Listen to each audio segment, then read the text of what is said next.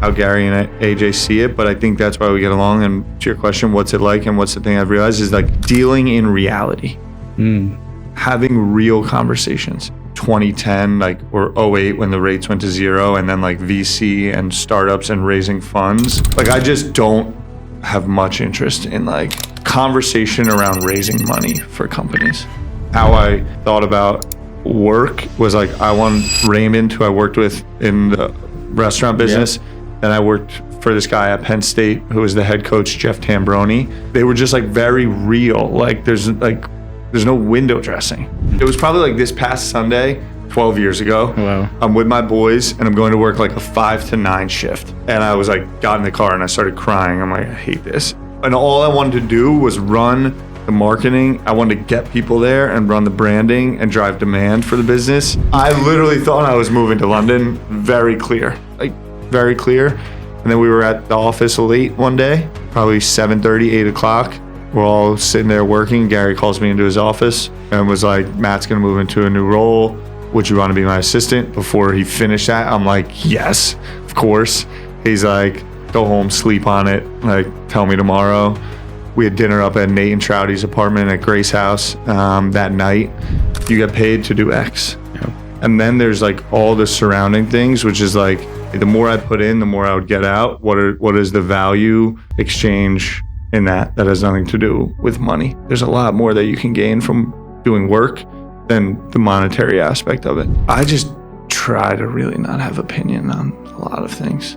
Like if I just try not to care about a lot of things. Yeah. I don't have an opinion. I actually do not have an opinion. Okay, so talking about goats, let's go to Gary. Okay. How did you get into the Vayner world? Because I know the thing that I just realized while we were talking about this, you have this unique position of you worked for AJ and Gary, and you've been part of their lives in different ways and in similar ways. What would you say is like the most surprising thing that you've seen as you work closely with the Vaynerchucks, let's say? Let's also follow that up with how did you get into the world? I got the job through a previous job, more or less. I graduated school and I went and worked at this company, the Taco Truck, because it was a startup, fast casual. I graduated Penn State in 2013. Chipotle was taking over the world. No one was going to go sit down for lunch, anymore. The rise of the internet, everyone was eating at their desks. Like everyone was going to pick up and bring back. Like restaurant kind of culture was dead. Like Olive Garden, the Olive Darden, which was owned by Darden. And I was coming up in that. My college senior thesis was about fast casual. And I liked entrepreneurship and I liked social media. And I was like into tech and followed Apple. And a lot of my colleagues went and worked at Hilton or Starwood or Darden or these kind of like big corporate. And I was like, for me, it was corporate I was not going to work well there. Life is so weird. Like, I don't know if I didn't, the time and like convergence with how Gary and AJ see it, but I think that's why we get along. And to your question, what's it like and what's the thing I've realized is like dealing in reality. Like having real conversations. I talked about it today. For as much as we've been around, like in 2010, like, or 08 when the rates went to zero, and then like VC and startups and raising funds, like I just don't have much interest in like conversation around raising money for companies. Because, and I think Gary gets it, and I think they understand it because of their background, immigrant family, dad has the wine business, and it's like you have payroll and you have inventory, and if you don't sell it, like you're not drawing down capital from a loan, they weren't raising funds. It was like, I need to sell this. Like, what are we going to do to sell it? And we're going to look every day at the cost it took to sell that, and what's the best way we can do that. And it's like, and that is it. Otherwise, like, I'm not putting food on the table. And I think then the 0% interest rates led to this like losing of the plot in a lot of ways. And we're seeing a lot of that now. But I was a little bit like that way too in how I thought about work. Was like I wanted Raymond, who I worked with in the restaurant business. Yep. Then I worked for this guy at Penn State who was the head coach, Jeff Tambroni. They were just like very real. Like there's no window dressing. Mm-hmm. And I think a lot of now, because of social and because of raising capital in business, I think there's window dressing around everything. And when I think about Gary and AJ, I just think about like reality. Yeah. Andy said it as well. It was just like the pure lack of bullshit. Yeah. It's just like, what are we talking about? Yeah. We need this to happen. What are we going to do to make that happen? And then that's where you go into just like the work. Yeah.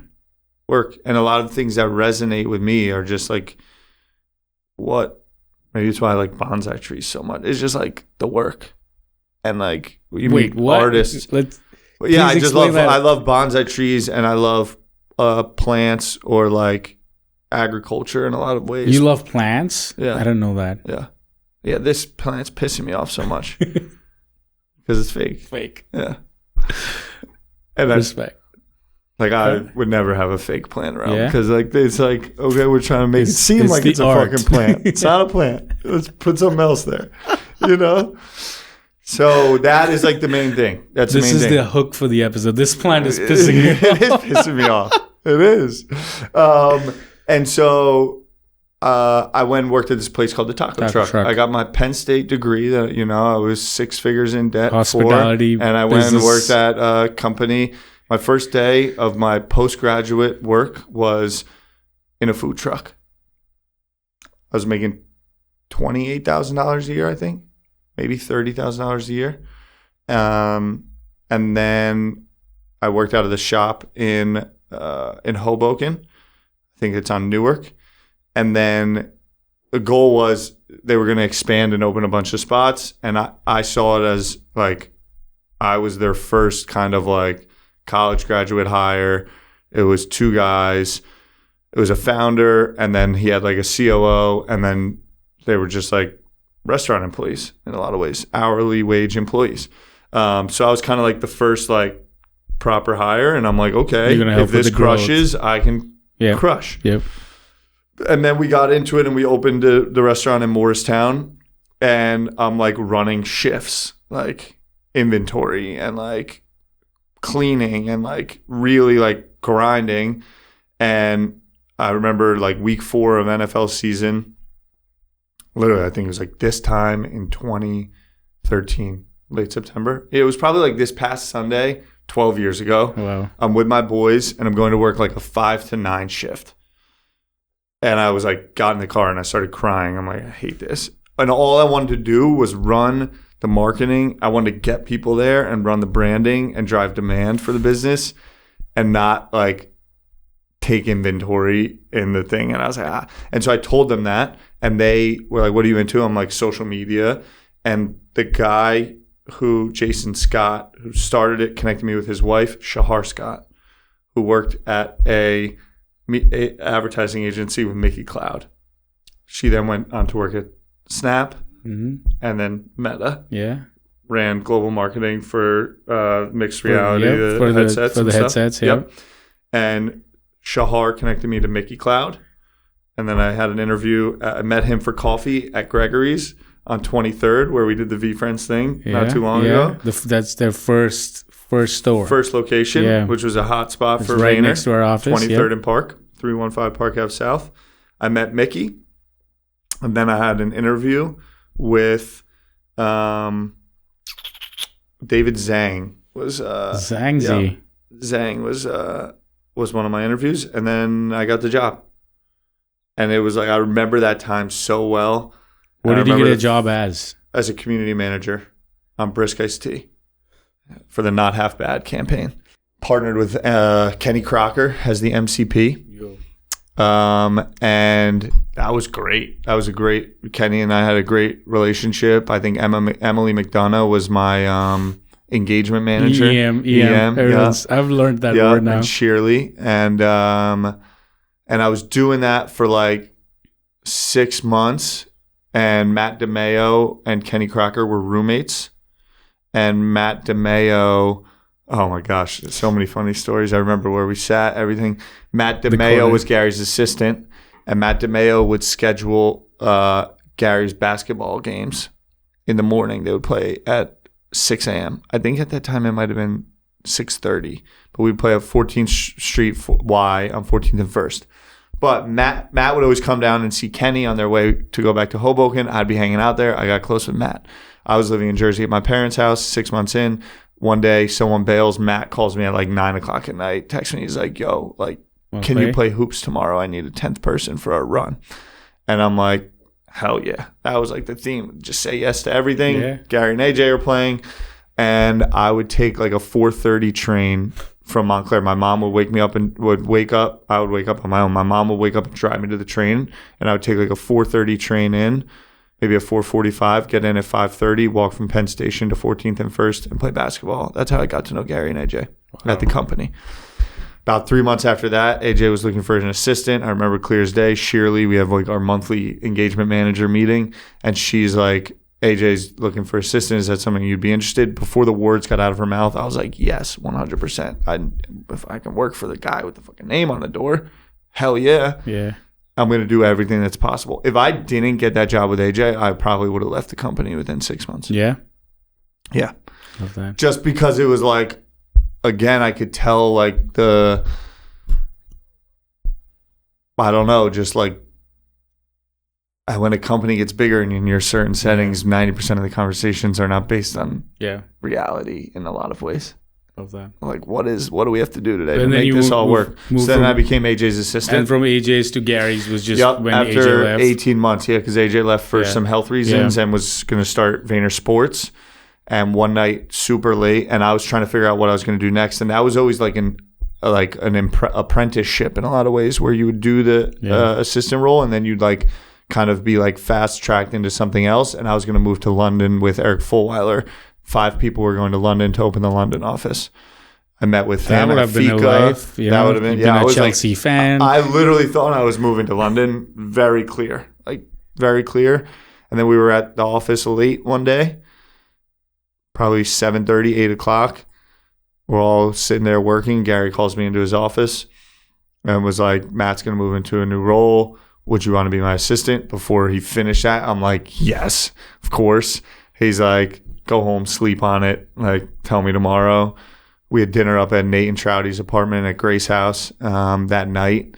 And those guys had all been like Gary's inner circle boys, and I was boys with them. And I'm like, and did that. It started with AJ, though, for sure. Just like getting close with that crew and being able to work with that crew. And a lot of this is serendipity, but I talk about forced serendipity, and you have to create kind of these moments. And a lot of people have been like, I'm not going to wake up at 4:30 because I need my sleep. That's back to the process and routine thing, right? So people get it's the thing I worry a little bit about this, but I just signed up for the 1-month trial today. 5 days ago. I wore the Aura ring for like 3 years. And then one day I was like, I can't wear this anymore because my decision started to be based on what you were seeing, optimization of that versus reality. Okay. And I think if you're too in tune with, I have to do this is what it is, you say no to some things that can usurp all of that. Right? It's such a real deal. Just the way you just said that, because like there's so many times that when you're in that moment, what's the first thing you drop? You know, in that decision making, when you have to change, what's the first thing you drop is usually the one you shouldn't drop ever. Yeah. You know, it's like the easiest thing to not work out. Mm-hmm. So like that gives you an hour of your day back when you have like a tough early morning, or what's like sleeping for 1 hour less because you got to make the basketball game and things like that. Like people will always make those decisions based on what's the easiest thing to drop because that's the thing they like the least. Mm-hmm. But not dropping that is part of like the atomic habits or just the habit. I don't think the book says this, but this is my version of it. It's like the thing that comes first to your mind that you should drop when that's decision making comes in, when you have to change something in your life. Mm-hmm. That's the one you need to hang on to if you don't want to lose it forever. Yeah. Because that's where it's going to change. But to your point, like the luck, as everyone would call it, the luck comes from being in the right places and saying yes. Yeah. And a lot of times people are just living in the maybe. They don't even say no. Yeah. They're just like, eh. And that's where like... Yeah, I definitely think it's a skill to recognize opportunity. And I think that also goes down with people. And I think at times people have too heightened of a sense of value of themselves. And it blocks. Yeah. You know, like when I think about creating new relationships, for me, it's always about like the second or third interact. Like, how do you support people? You know, you meet someone for the first time. How do you identify that in the other person, like their intent in building a relationship with you, especially now, and we're just like jumping around everywhere. But like just segueing, you were Gary's admin for a while. Now, then you went to 1:37 p.m. Mm-hmm. You were leading a team, building an awesome brand. Then you segued into being part of, again, came back into the role of leading relationships for Gary. There's so much inbound and constant interactions you're doing with people. How do you differentiate between someone who's coming in with a good intent that we can actually bring value to versus who's not? It's like sometimes there's not words for describing certain But what are you things. looking for, like in the interactions? Like, Well, there's a lot of- transparency yeah. for sure. Yeah. I think transparency for Interesting. sure. Like, I think someone with, like, that's where it's like, okay, what is the intent? Like, I kind of bucket most things into transactional and non-transactional. And there's a time and a place for transactional things, and there's a time and a place for non-transactional things. But if you're trying to be transactional but make it look like you're non-transactional, that's where it's messed up. But some of the best things are like not everyone has to be best friends. And not everyone that you talk to or do something with, you have to like know forever. Yeah. And I think that goes too far sometimes. As someone that is job is VP of core relationships and represent Gary, and like sometimes it gets so foo-foo, and like I talk to people and it's like, no, you're just doing that for the sake of doing that. Yeah. Like, and the more you do it, the more obvious it becomes to you, right? Like when you see people just doing it. Yeah. That's so real, like the transparency, like the authenticity of like the way you're rolling. Like it's okay to be transactional. Just be transactional. Like don't disguise it. And that's so real. Yeah. Because we get so much inbound as well. Sometimes like it's for a job, it's for like it's for a connect. Sometimes it's an intro, or it's a 5-minute meeting with Gary or whatever that is. How we navigate those situations is it's so intuitive. Yeah. Right. And I try to be better at it. Yeah.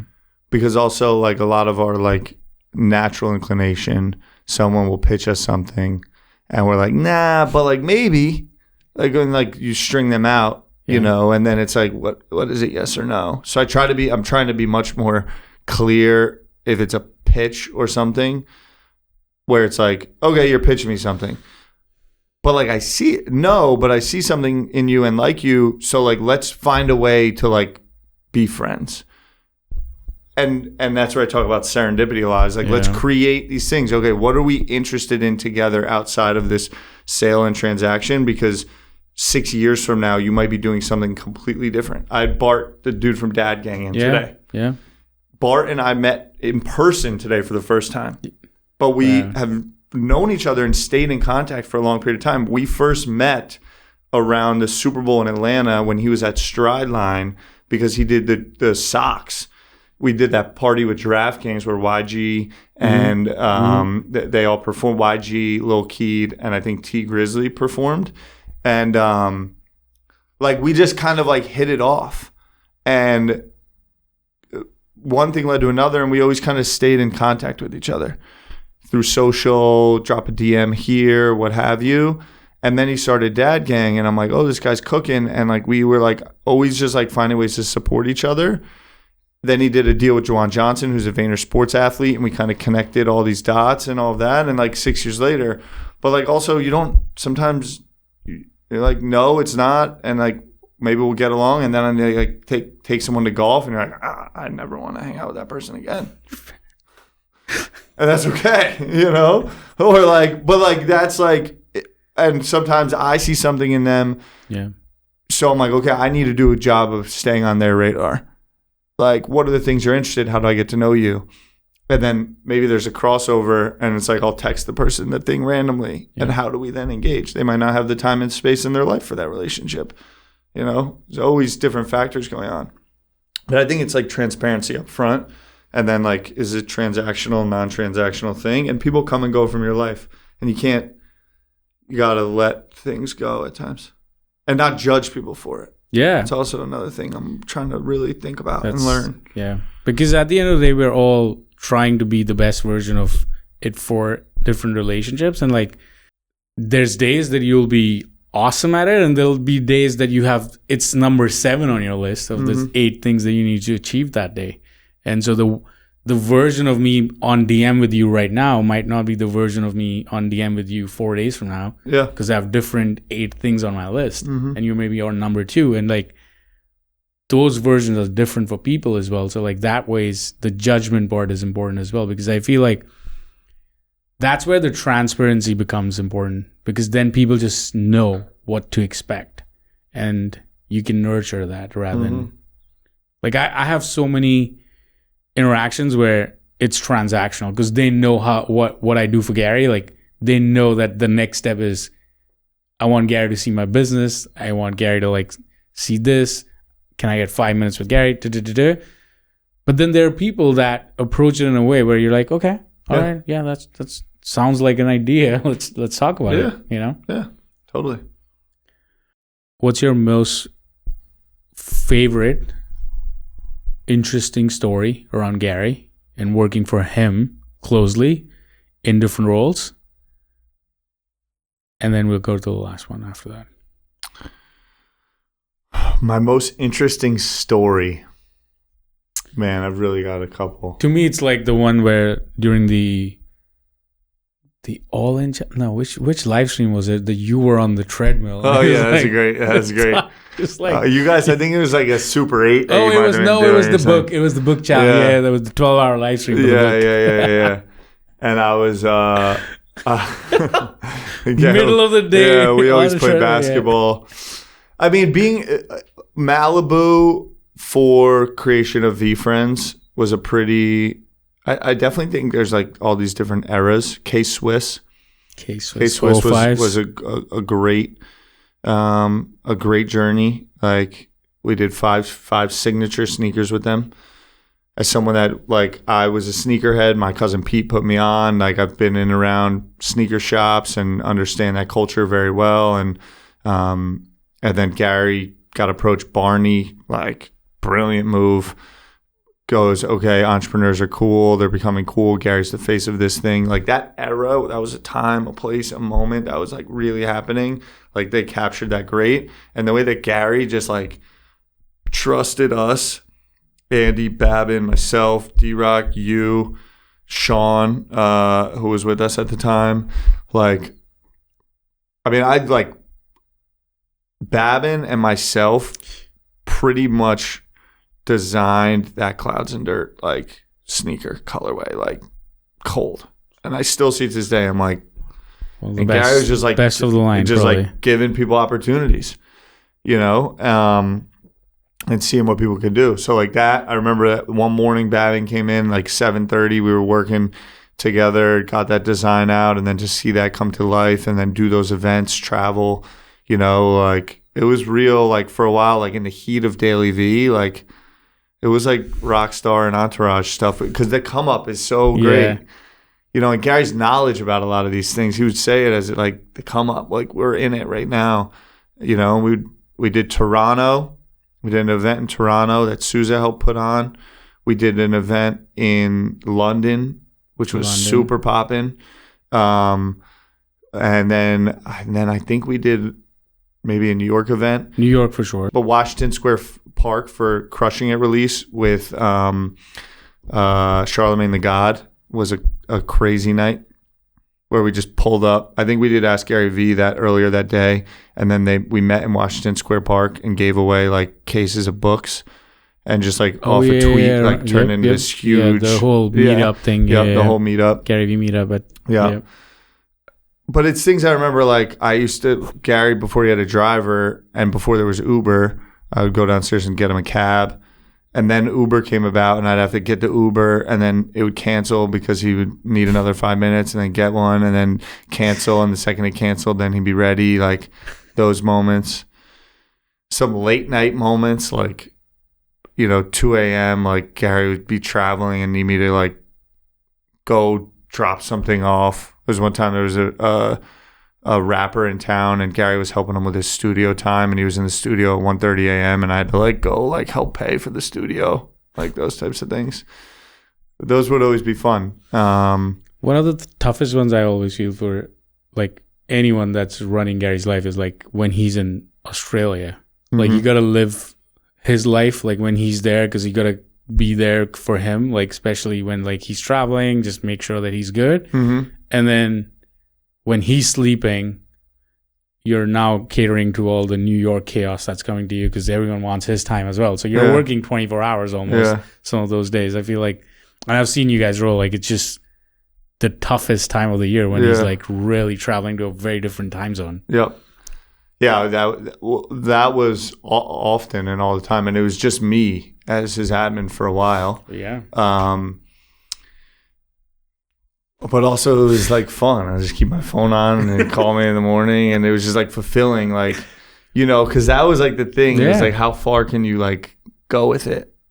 And that's important as well, like the back to your point of like just people just probably thinking they're like bigger in their head than they actually are. And like everything you do in life, it teaches you something about what your next step's going to be. And like you learn skills, you learn about yourself, you learn how to navigate different situations, you become better at handling chaos, you may become better at reprioritization. You just like everything you're doing, it's a constant learning of skills that make you a better leader, better worker, better manager, better, problem solver in life. And like if you just say no to that opportunity or a maybe and don't grasp it, you just let go of a growth opportunity. And it could come in so many different ways. It could literally be just a basketball game. Yeah. And nothing comes off it, but it was one more rep at playing basketball. For sure. And meeting new people. And I mean, like, I definitely, and like, again, I just love hospitality. I love service. And I viewed that role that I did for so many years and still to this day, but it's a little bit different. Like when I was single and there was literally no real responsibilities, being able to be of service to Gary and then everyone that interacted and came with him was like a very fulfilling thing. And a lot of people would maybe look down on that, but I look up on it. And I love, like, even us coming here to the studio today, it's like, this is someone's space and place and how can they make you feel and all those things. But trying to, and in exchange, and I always thought about work, and I know we got to wrap up, but like there's more, again, to transactional and non-transactional. There's transactional of like on paper what your job is. You get paid to do X. And then there's like all the surrounding things, which is like, how can I, the more I put in, the more I would get out. What is the value exchange in that has nothing to do with money. There's a lot more that you can gain from doing work than the monetary aspect of it. And there's a lot more that you can give than is on paper. Because if you are simply playing things by like, I'm doing X and getting Y, you become commoditized and there's just no value creation in that. So true. That reminded me of that conversation we were having about how people sometimes are just like really not understanding the opportunity that's given to them and like not making the most of it. And then once it's gone, then they regret not making the most of it. Yeah. While they have it, they're just like, oh, I got it. Yeah. And then not putting in the work towards it. This was the conversation we had at Gary's house when we were playing basketball about. Yeah. I don't want to go into details. Yeah, but and like also you how can't, people don't grasp what you give, what the opportunity is, and then regret it later. Because you thought it was way more important to be the version of you than actually be making the most of that opportunity. Yeah. And again, I think people think but you always should be in a period of learning, and there's always things that you can learn from people. 100%. Cool. Let's wrap it up with, what's the one thing in life that you always live by and you wish more people did as well? I think it's just gratitude. I think it's a very simple, I think it's just realizing, I'm not too Buddhist or what have you, but generally speaking, I'm good, and to a fault at times, is just appreciating where we're at and what we have. And also maybe it's more, again, to a fault, maybe it's just I just try to really not have opinion on a lot of things. If I I just try not to care about a lot of things. There are so many words that could come out of my mouth right now, even in the last 2 weeks, that drive a lot of conversation, and I just try to I don't have an opinion. I actually do not have an opinion.